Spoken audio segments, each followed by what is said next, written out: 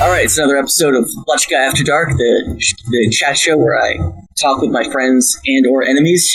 And today we've got a friend of the podcast, maybe enemy because we're going to debate, but internet legend, Spinosaurus himself, David Sherratt. David, how you doing? I am doing all right, I guess. Just thought we'd have a quick chat before the US Open tennis is on. It's quick. That sounds optimistic. What time is tennis on? How long do we have here? About an hour. That sounds perfect. That'd be fine. Let me know when we're getting towards the... Hey, look, I'm used to doing like 4 to 6 hour live streams when I end up in an argument, so like an hour is quick for me. It is. 4 to 5 hours is not unusual for format, which is why I almost never listen to these things, even though I'm supposedly like a big debate me bro. Hold on, I have to put something under my microphone so that the bang on the table. I was an internet debate bro before it was cool. I debated. I literally was a leftist debate bro before the thing became cool. Like before Vosh, around like when Destiny started doing it, I was already arguing with literally all the Nazis. Richard Spencer, an epic bit of internet lore. Oh my god, yes. That was hilarious. Yeah, so I sign off on this completely. David Sherratt is the inventor and innovator of modern debate broism. I actually am. I am. I'm the secret inventor of it. Yeah, but we're blowing the lid open. So what do you want to introduce today's topic? Okay, so, for a little bit of context. So I posted a tweet vaguely around the idea that, there is no misogyny, don't get me wrong, but, I find that pop culture feminism tends to sort of overcorrect and overemphasize the danger of guys who are, socially awkward, who aren't traditionally masculine, etc., etc., etc. David, at the expense... I know, I'm just presenting the context of the tweet. Yeah. And so I posted a tweet saying something along the lines of that dude bros and frat bros tend to be way more misogynistic on average. And then someone quote tweeted me and said, "But what about Gamergate? But what about 48 hours ago when you posted this?" It was. You've been fighting about this for 2 days straight. Yeah, it's funny because I still haven't been ratioed, but I'm still getting shit for it. So yeah, but yeah. So then I got. So to summarize, you're getting shit for starting an epic nerds versus jocks. That wasn't exactly my intention, but apparently that seems to be what has popped up in the process. Okay, and then someone said, "Well, what about Gamergate?" Yeah, and attributed Gamergate to Trump's win, as in implying that Gamergate was some big factor in the rise of the far right in general. Okay, and then your response to this was touch grass. Trump was not caused by Gamergate. Read your tweet. Yeah, can't believe people genuinely think Trump was caused by Gamergate. Touch grass. That was my tweet. Nice. And then I, for God knows what reason, waded into this and volunteered to debate the affirmative. Trump was caused by Gamergate, so we're gonna debate that. You're taking the position Trump not caused by Gamergate, and I, for God knows what reason, am going to debate the affirmative. Yeah, is that right? Yeah. So, honest question: you do actually agree with the affirmative, right? I'm not I absolutely. Okay, I'm not debating a devil's advocate here. Okay, that's good. You are not debating a devil's advocate. The reason why I keep being I can't believe I'm saying this is because I think it is incredibly poorly thought out to debate this subject on I understand. .com. I'm inviting. I'm a very inviting a. Well, go on. At least I'm a good faith actor here. I'm not going to attribute anything negative to this. we're both good faith actors, but I think I'm inviting disaster here.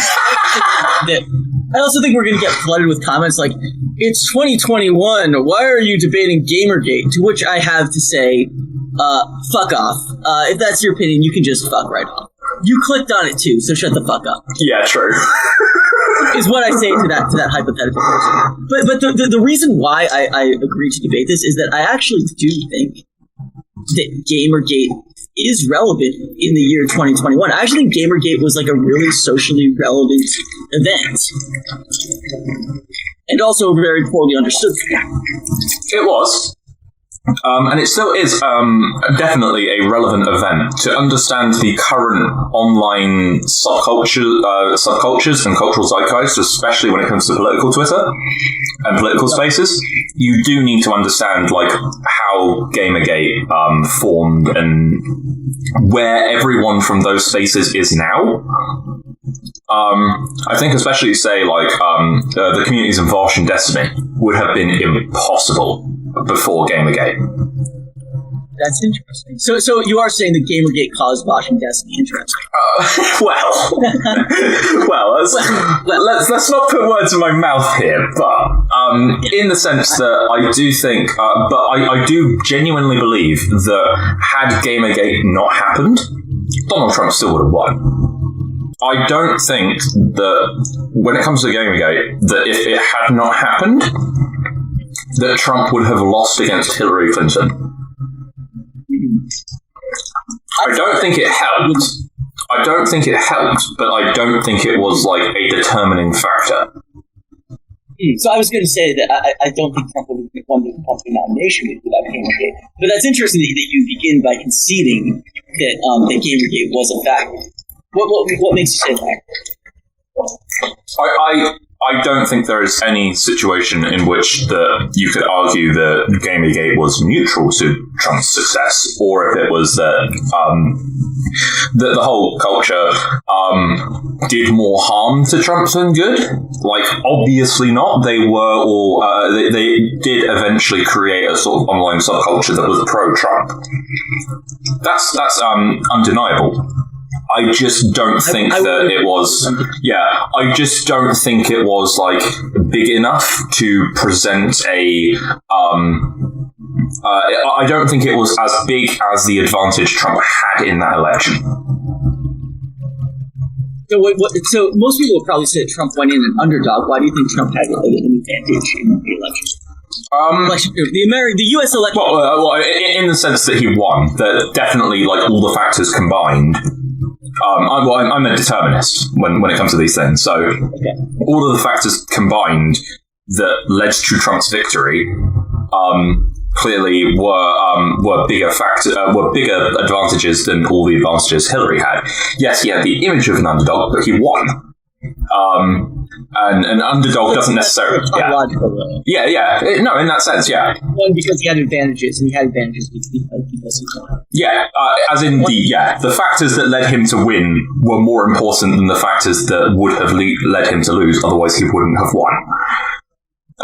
But it is a bit tautological in that sense. But yeah, no, the thing with Gamergate is it was the vast majority of it was extremely online and didn't really affect much outside of extremely online nerds who are mostly younger and not big on the whole voting thing. I am of the opinion that the vast majority of Trump's win is easily attributable to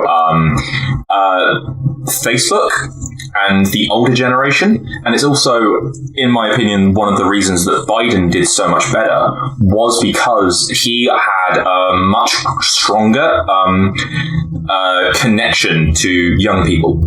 Not to young people, sorry, older people online. Not online and just in the voting sphere, that he was electable to that demographic, which does swing elections, unlike young people who don't really tend to.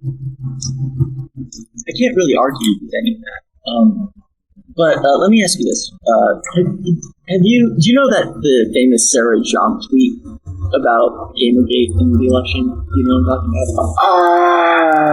about? I might vaguely remember it.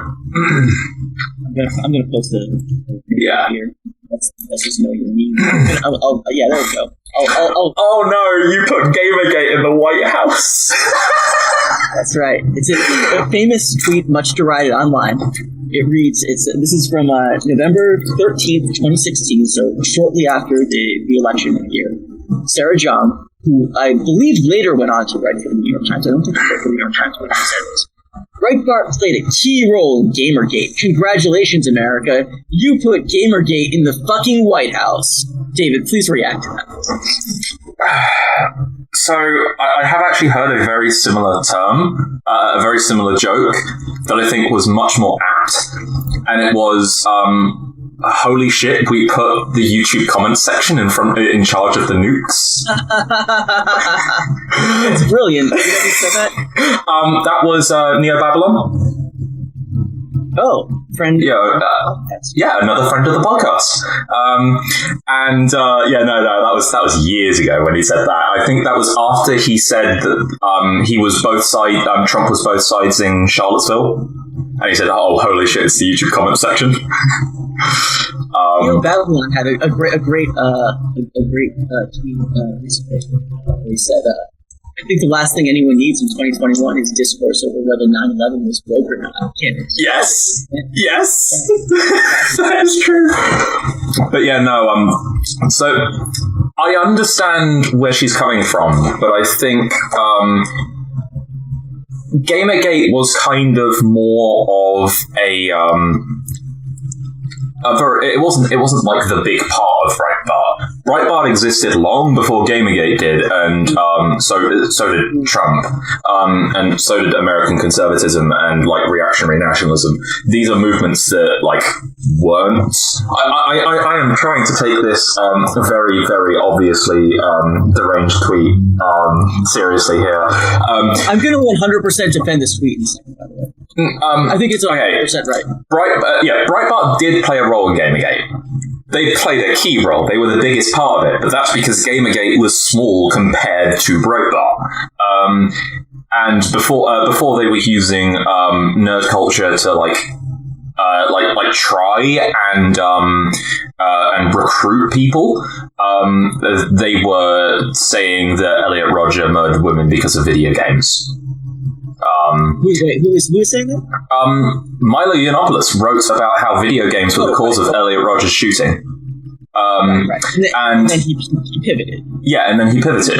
And during Trump's presidency, Trump also blamed video games for mass shootings. It's been a common aspect of that culture. So I think, like, to assume that Trump's form of brand. I want to point something. Oh, David, I got to interject. Oh yeah.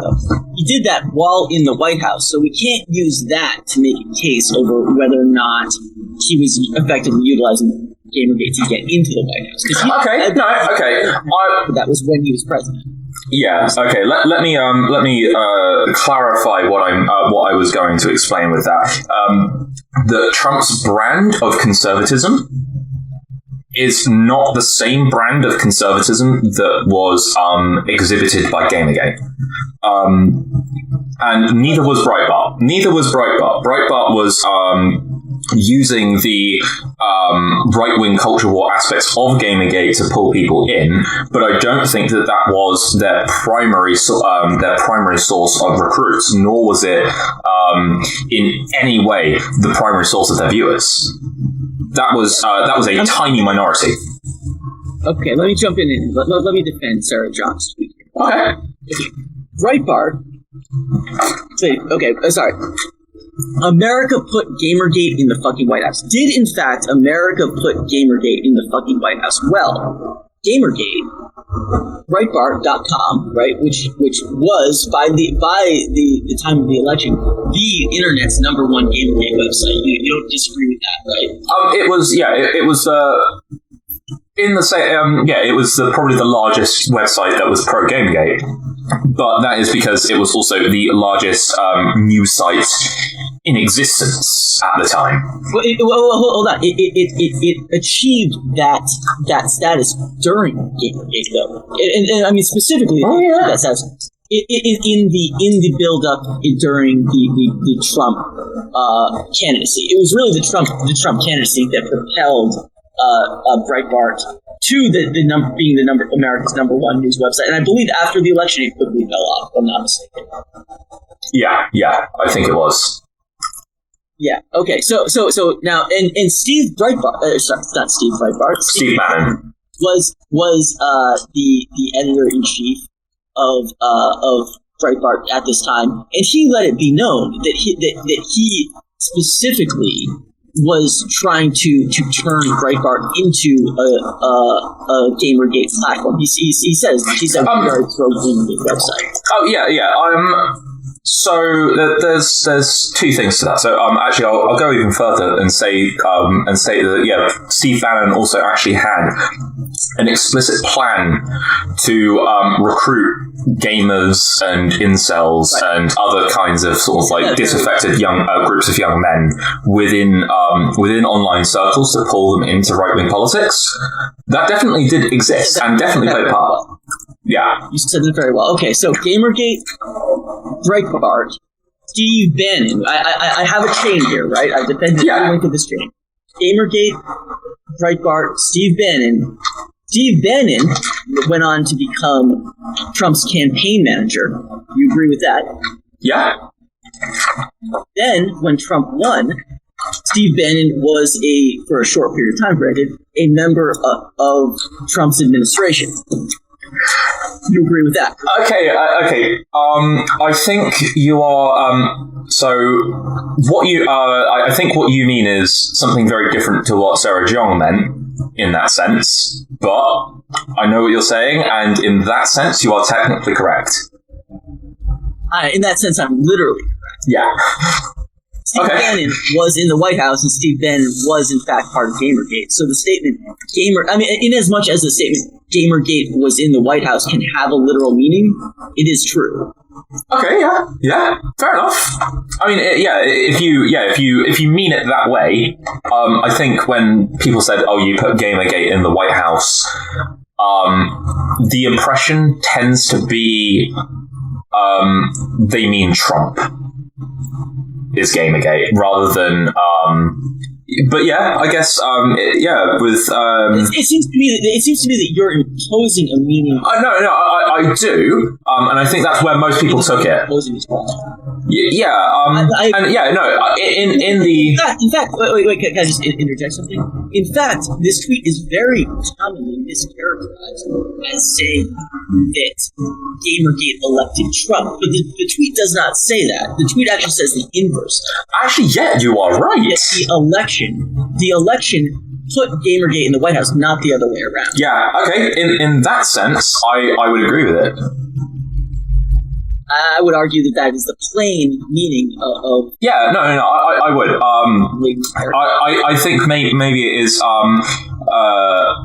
I would like to see a clarification because very often when people say put X in the White House, they do mean specifically the president, and that might not be a fair assumption to make in this case.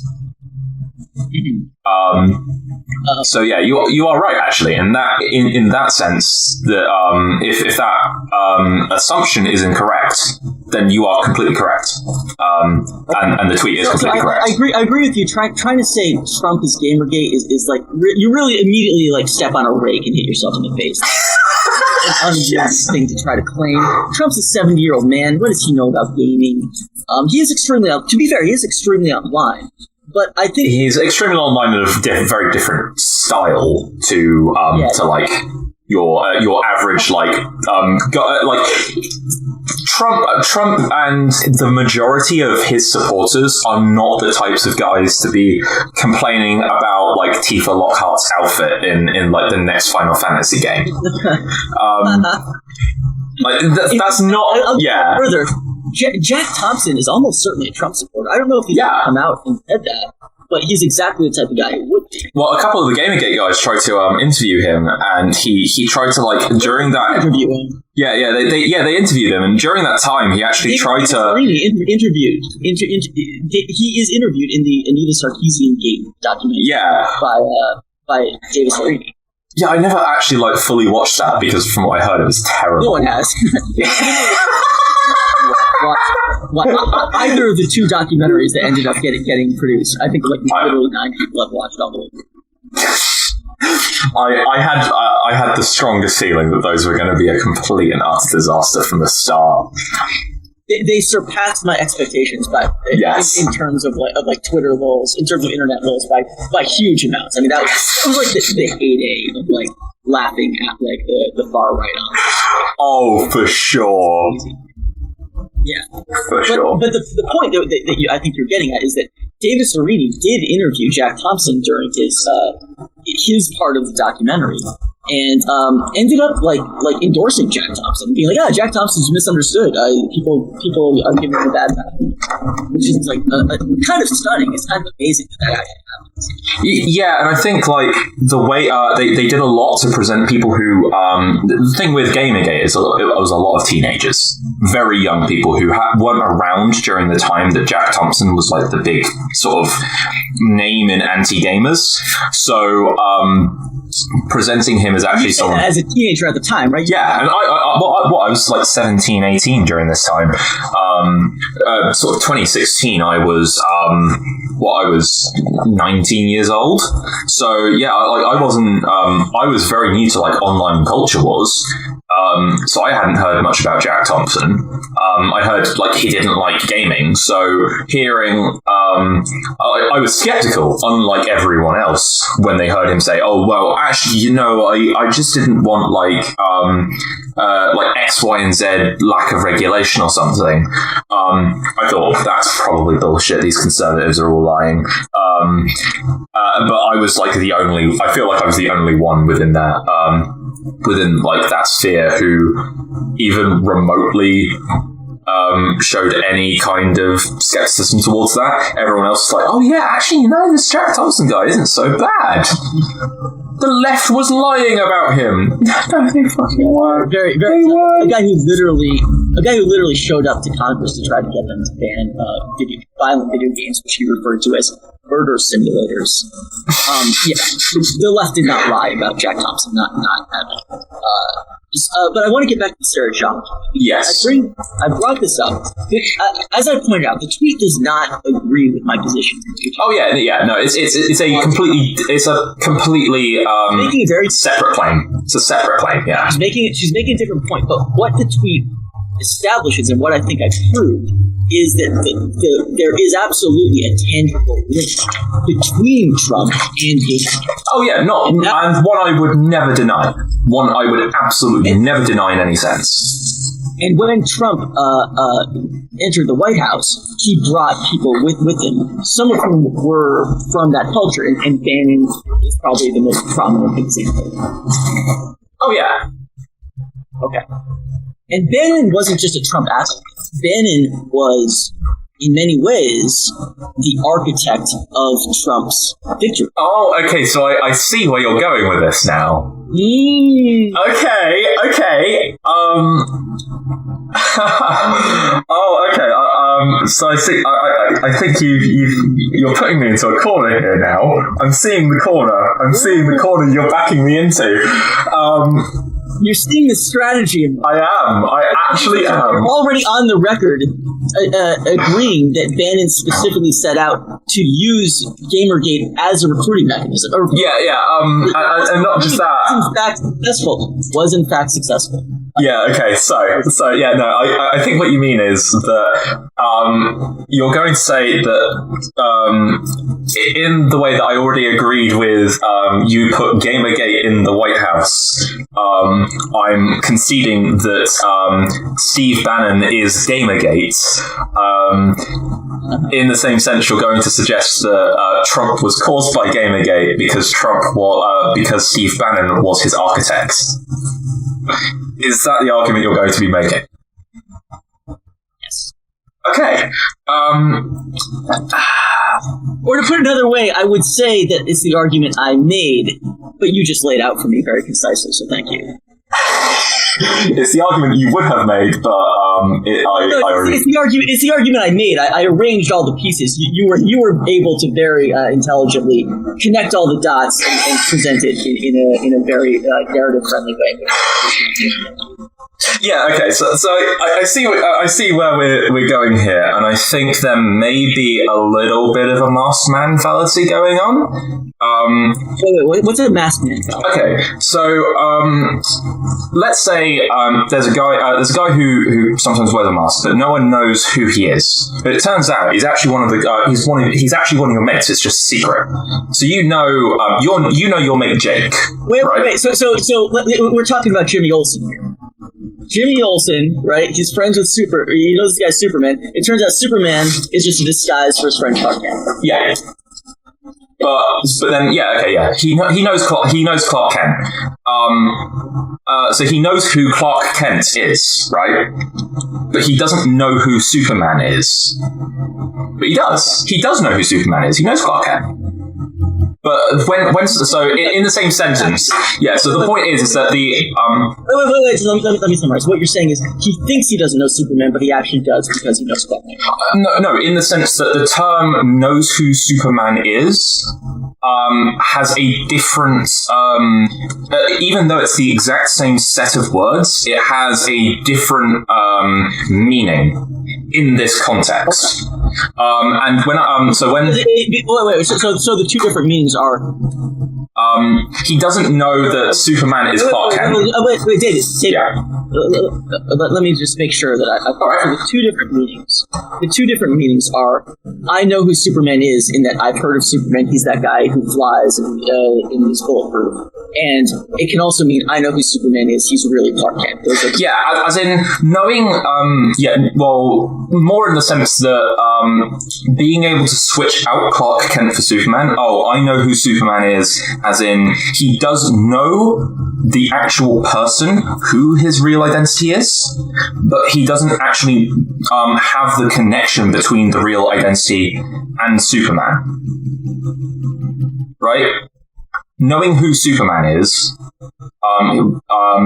very different to knowing the real guy that Superman is, but not actually knowing he's Superman. Does that make sense? Say that again. So he knows Clark Kent, but he doesn't know that Clark Kent is Superman. So saying that he knows who Superman is, yeah, he does know the real guy, but when someone says he doesn't know who Superman is, what they mean by that is he doesn't have the information that pertains to Superman's actual real name and identity. And I think in this case, what I'm going to say is Donald Trump was caused by Gamergate, in the sense that Donald Trump, Steve Bannon was one of his architects. Does not it's technically you can make that sort of technical argument. My claim is stronger than that, David. My claim is stronger than that. My claim is that he was elected by Ben, but it also been specifically utilized Gamergate as part of the strategy. You agree? He said he did. I do. I just don't think that Gamergate as part of his strategy was actually a particularly effective or it wasn't in my opinion a factor that would had not it been removed would have affected it. If we remove Gamergate, Trump is still in the White House. If we remove Gamergate the movement and remove Bannon's attachment to Gamergate, then he probably would have still been in the White House because, in my opinion, Trump's margin of victory. How much padding does he have? Depending on where. But it's mostly, if I recall correctly, in some places it is something like 80,000 votes, but it is in. But I think if you look at the demographics, it's not affected by youth vote. It's mostly Gen X and baby boomers. Like if you had all of Trump's youth votes, it wouldn't. What if I put it like this? What if I put it like this? A 0.5% swing nationally would result in Hillary Clinton being president. In 0.5% nationally. No, not a point and a half. Not a point. Half a point. Yeah, half a point percentage nationally, but only if that half a point percentage was shifted in very specific areas. No. What I'm saying is, if we just take a 0.5% swing and we project it across the map, so every district, every precinct swings half a percentage point. So okay. It's a half a percentage point swing distributed evenly. Okay, yeah. Hillary Clinton's now president. Huh. Well, I didn't realize it was that close, but I don't think, because Hillary Clinton actually got more votes, right? Yeah. Of course. And you have to win the Electoral College. Yeah, you have to win the Electoral College, and you have to win certain states. You don't have to win certain states. You have to. You don't have to win certain states. You have to win the Electoral College. So you have to win 270 electoral votes. They can be wherever they are. You don't need to win certain states. But Hillary Clinton lost because she lost Wisconsin, Pennsylvania, Michigan. Yeah. Oh, yeah. When I said certain states, I didn't mean. I meant in the sense that some states tend to be blue all the time anyway. But you need a certain number of states. I was just clarifying. Yeah, right. You understand, but I was just clarifying the way you said it, right? So those are the three closest states. A half-point swing would deliver them to Hillary. Yeah, I just don't know if Gamergate really was big enough to even be a half-point percentage of the voting population of Wisconsin, Michigan, and what was the other one? Pennsylvania. And Pennsylvania, yeah. I don't believe those three states would have swung even half a point in the other direction had Gamergate not happened. Okay, I will now make that argument. Okay, and this argument I think is true of the general, but it's definitely true of the primary. The only reason I'm going to say that is I do not believe 1 in 200 registered voters were invested in Gamergate culture war stuff. I bet if you asked them, they would say no, but I don't think most. I would say at best 1 in 1,000 registered voters in those states would have even heard of Gamergate. No, I think that's clearly an underestimate because Gamergate was. I mean, my mom has heard of Gamergate. Let me put it that way. Maybe. You know where she heard of it? Where? You know where my mom heard of Gamergate? On NPR, which she listened to every day on her drive home. They reported on Gamergate, and that's where she. So I think Gamergate permeated the national. Okay, maybe heard of is maybe a bit of an extreme statement. Then you're saying it doesn't. You're saying I don't think it would have shifted anyone's vote. I don't think it would have shifted 1 in 200 people's votes. My problem with that is that I don't think people really understand. So I think asking them, did this motivate you? Oh, no. I wouldn't say that either. That is not how I would have, how I would make that case.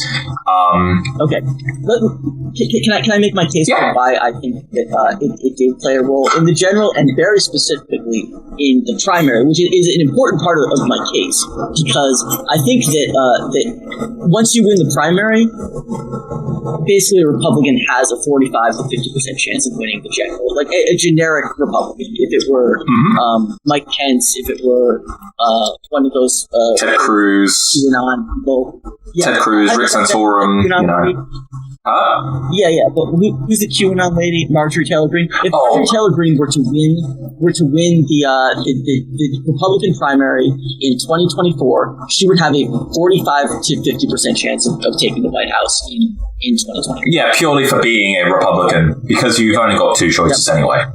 Yeah. So if I can make the case that that Gamergate enabled Trump's win in the primary, I think it therefore follows that it played a crucial role in taking the White House regardless. But here it is. It's 2 words: earned media. Donald Trump was outspent in both the Republican primary by huge margins, and I don't even know the numbers, and by 2-1 in the general. How did he make up for that? How did he recover from a spending deficit like that? The answer is earned media, and I don't think that's a controversial statement. I would I would 100% agree with that. Yeah. Right. So what's earned media? Earned media is people talking about you on Twitter. Okay, yeah, well, it wouldn't just be people talking about you, it would also be people posting videos about you, posting videos of you. It's a lot more than... we do online. Yeah, pretty much anything, any kind of, like, someone who isn't being paid contributing to you in the attention economy. Right. It's basically you go outside, you say something loud and rude and mean, and people come and report on it. And people might be like, well, wait a minute, you're saying they're just talking about you on Twitter, but I heard that barely any Americans use Twitter. You're right, they don't. But you know who does use Twitter? Journalists. So journalists see your tweet, they go write about it in the Washington Post, in the New York Times, or in my mom's case, they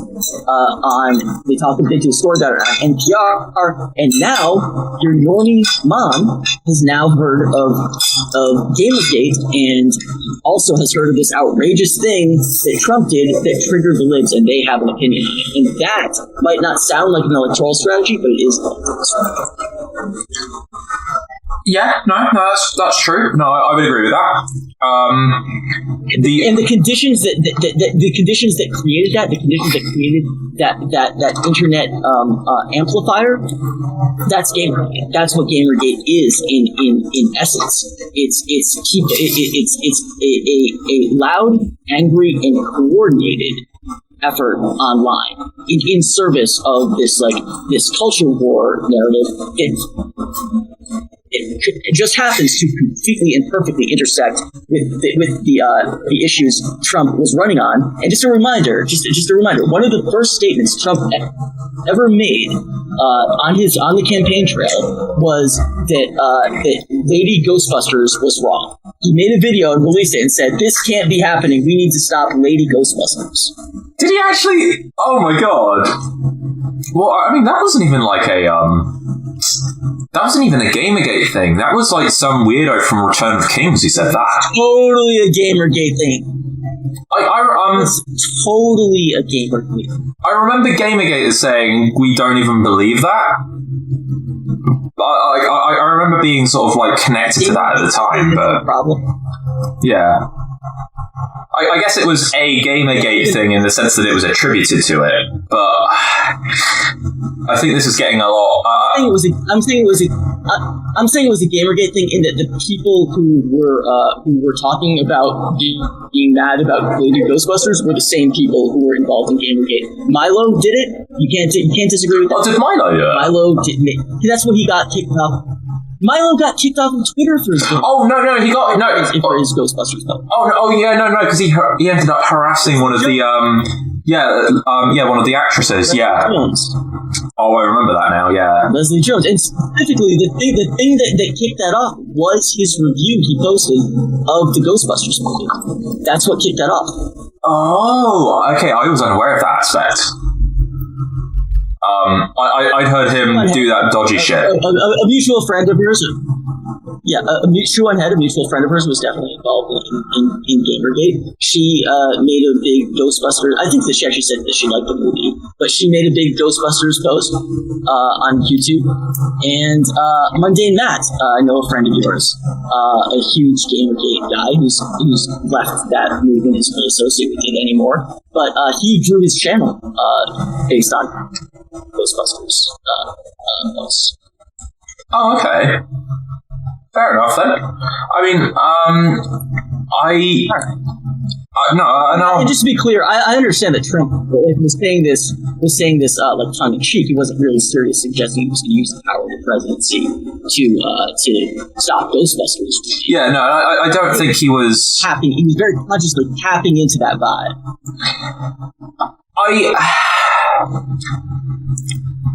I would agree that they did poke. They did poke their way into playing into that sort of already existing online culture war. But again, I feel like it was a thing that could have not happened, and he still would have won, because most of the earned media that was okay. So let's say no Gamergate, right? Breitbart and Steve Bannon are still they're still a thing, right? They're just not like what they otherwise would have been, right? The way that Trump really, most of the advantages Trump got through. Can I interject something? Oh yeah, just let me interject something. I think without Gamergate, without Gamergate, Breitbart would not have been the #1 news site during the 2016 elections. That's a good question, actually.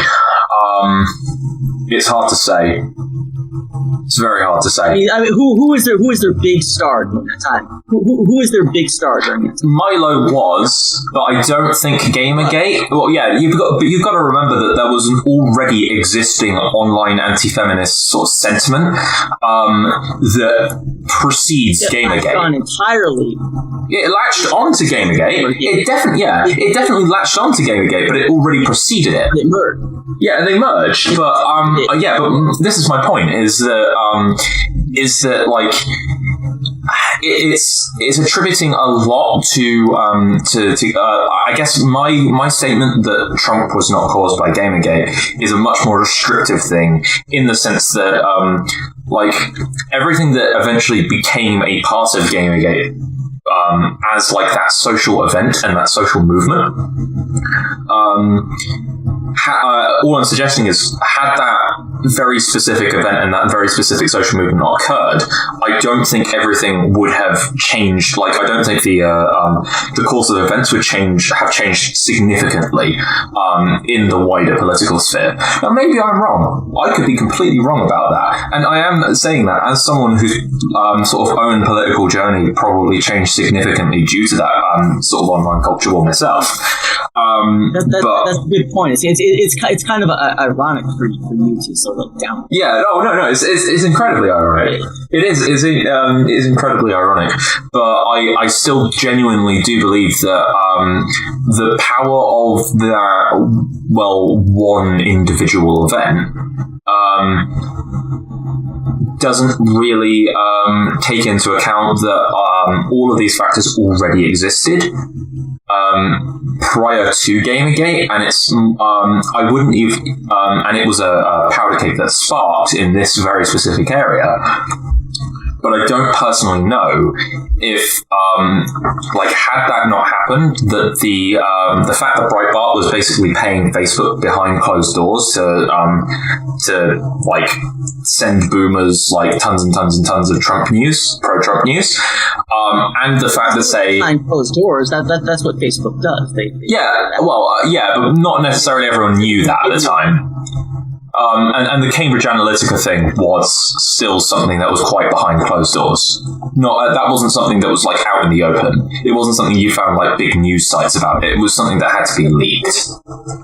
What part of it was behind closed doors? The meetings about specifically like Trump-focused media, I believe. Okay. And the deals with like Breitbart themselves. By the Trump campaign, right? Yeah.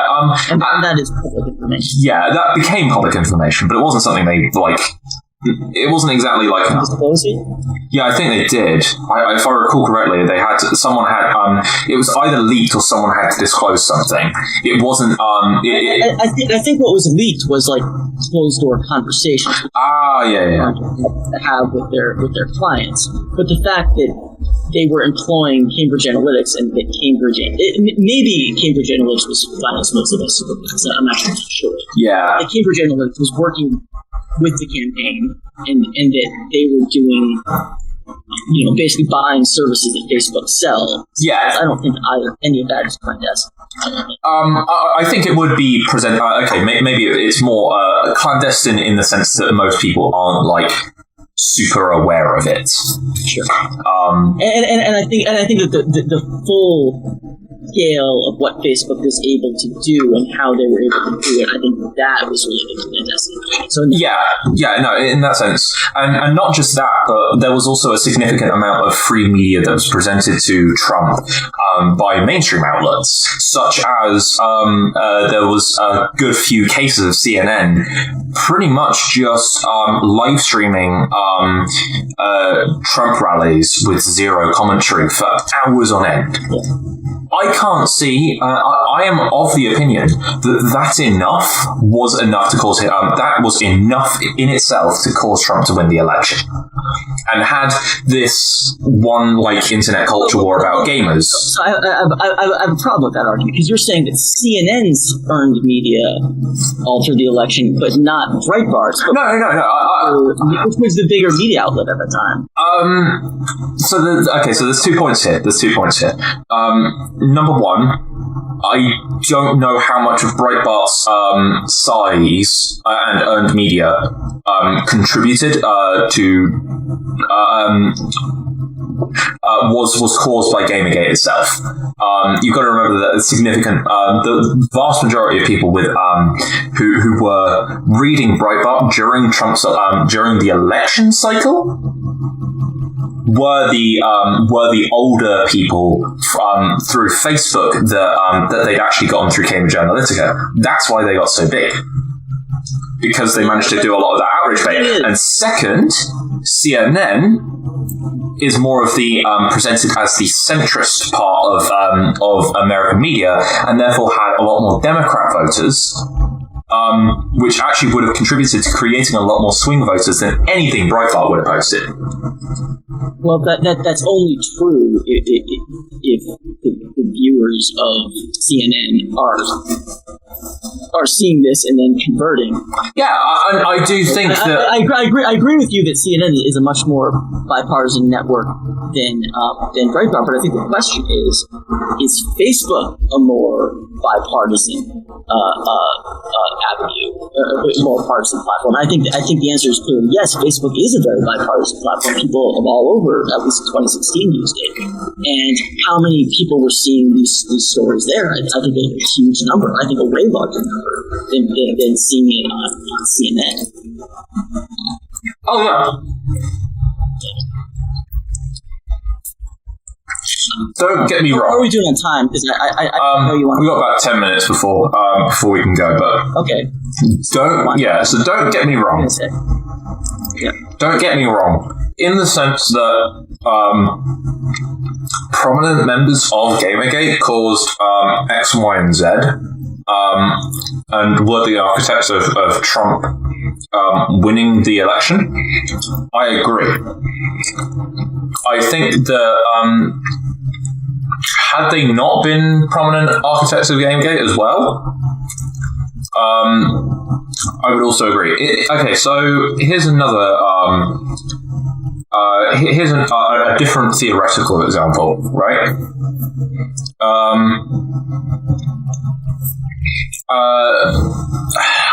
Okay, so let's say The Guardian in the UK. It has a very weird friendliness towards trans-exclusionary radical feminists. They have helped, which is they're actually not that big. They're actually a very small number of people. They just have an unusually large voice when it comes to the political sphere, because they're all upper to middle class, middle-aged women with tons of free time. They actually have a very similar advantage to a lot of 4chan neeps in that sense, that they just have way more free time than everyone else, so they can just spend it all on the internet. So let's say that's a really interesting comparison of TERFs to NEETs. Oh yeah. But basically, right? Let's say The Guardian manages to contribute to some Labour leader getting elected. Does that mean, because the Guardian sometimes promotes TERFs, and maybe they even do it intentionally for whatever their own ends, I don't think that then saying that specific Labour leader winning was caused by TERFs. Does that make sense? It does, and I would agree if the connective tissue were that weak. I would completely agree with what you said, but I think that I've established that the connective tissue is a lot stronger in the case of Trump and Gamergate.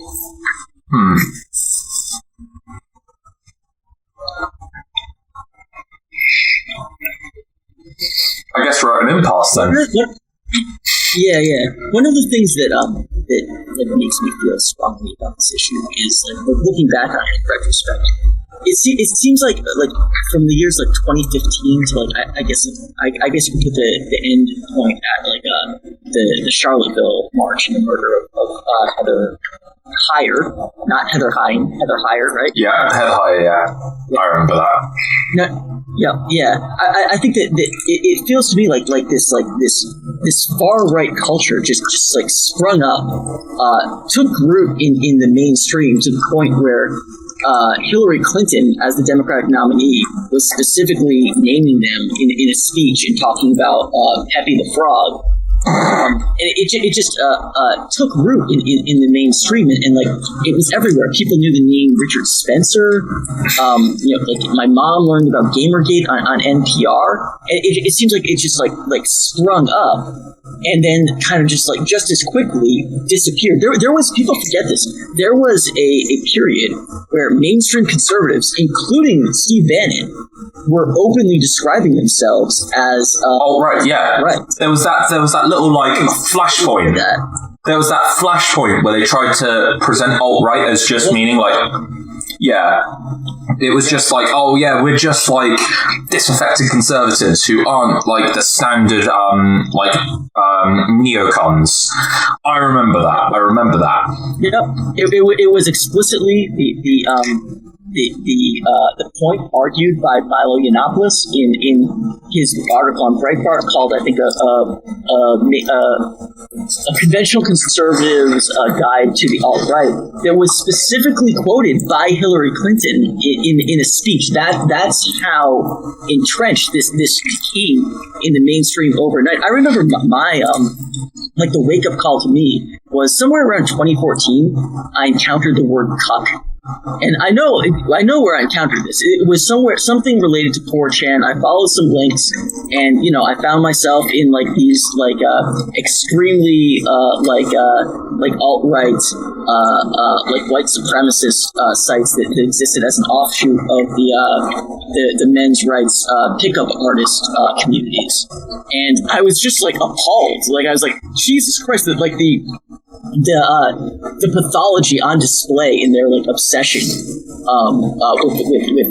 cucks and labeling things cucks is like so like gross.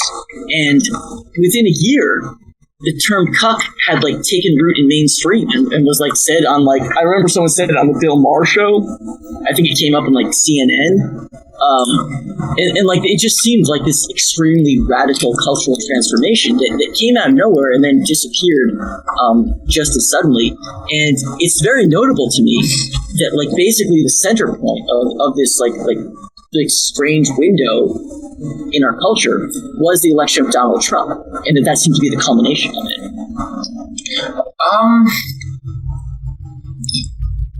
No, I see where you're coming from. I genuinely do. But by the way, the article that I first encountered the term in, if I remember, what the article was about was that Falcon, a black character in Marvel's Falcon, in the comic books, was taking over the mantle of Captain America, and they were saying that this was race cucking, what term I had. Oh, Jesus Christ. So, I mean, I'm not surprised by that, Yeah, and you know what linked me to that. You know what made me stumble on that. Cuckservative. Yeah, cuckservative. That's where it started. Cuckservative. Yeah. Cuckservative was someone who only cared about things like taxes and didn't care about immigration. Which, the racial pathology is like right there in front of you. It's very obvious what's being. Oh, absolutely. I mean, for me, it was just realizing, it's just conservatives who aren't right wing enough for them. So like on specific issues, specific issues, immigration being the most prevalent. Racist.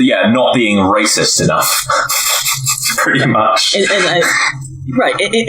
also the idea that a black guy or Mexican is going to go fuck your wife, and then you're going to end up paying for it somehow. Like that's the pathology. That's that was the imagery that they managed to impress. Right, that's what's bundled up in the cup. It's very similar. It's very similar, actually, in my opinion, to the imagery that a lot of feminists try to present of incels. Dave's getting edgy. I am genuinely getting edgy. That a lot of the time, feminists try to use this very emotive attitude towards shaming misogyny as trying to present any guy who expresses those kinds of opinions as being like a weird nerd who never gets laid. I really disagree with you because I have seen stuff like that specifically. Yeah, and I think it's a very similar kind. Merrick too. Are you friends with? Oh yeah, I'm friends with Merrick. Yeah. Yeah. She posted something. She's someone who has like this really people hate her for. Clear. Yes. Because I think she's posted like some. I don't follow her and I don't know much about her, but I think she's posted some good things. She posted something about letting men be vulnerable with you or something that caused some sort of backlash. Yes. This is very common with Merrick. She posts something like incredibly milquetoast and not like uncontroversial, but something that like shouldn't invite like a flood of hate, but because people don't like her, it just causes some the difference between myself and Merrick is that I try to kick hornets' nests. She just does it accidentally. She just sort of stumbles into them feet first. Some people really do have a knack for it. Yeah, they do. Exactly. Right. Yeah, so I mean, I can't completely disagree with what you're saying because I have seen examples as an extremely online citizen. I have. Yes, but yeah, no, I think the real point here is the disagreement towards the extent and where we're drawing the boundaries of what can be considered caused by Gamergate might be slightly different, and at that point, there it might be a somewhat like irreconcilable impasse in that we aren't going to convince each other, but in the sense that we are also really valiant attempt to save face. I applaud you, sir. All right. You want to go gloves off, do you? Do you want to go gloves off? After getting owned like that, I think it's really valiant to put on a brave face like that. You're a hero. I cannot accept this disrespect right here. We've had such a clear and friendly conversation. How dare you?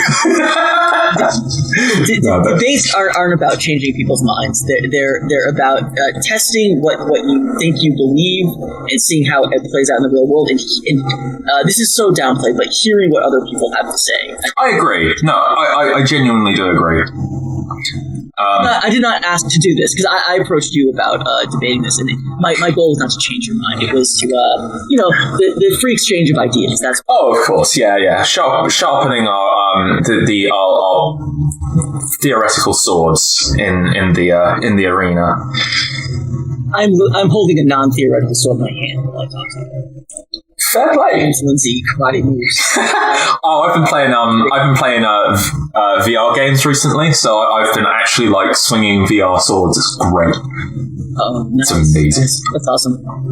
Are they real swords, or are they like made of like a paper towel? No, as in the controller. I'm holding a controller, and like the sword is in the game. No, but are you swinging like a prop? No, I hold the controller, and the prop is just purely virtual reality. I was thinking that like you had like the controller was going to be like shaped like a sword or something. That's how I was envisioning this in my head. Oh no! They're very like virtual reality like control like looking controllers, but yeah, no, I don't have like a sword attachment for them. I'm not a gamer, so I'm coming into this one as an outsider, as a normie. As a normie, VR games are the perfect place to start. They are way more intuitive. Cool, man. But anyway, yeah. Yeah, that was a pretty good debate, I thought. It was. I've got to jump off because I've got to go and watch the tennis now, but we've got a British girl completely owning you Americans, so we're enjoying that. Oh no, I can't believe that this ancient rivalry between our two nations has resurfaced as the venue of tennis. I can't believe it.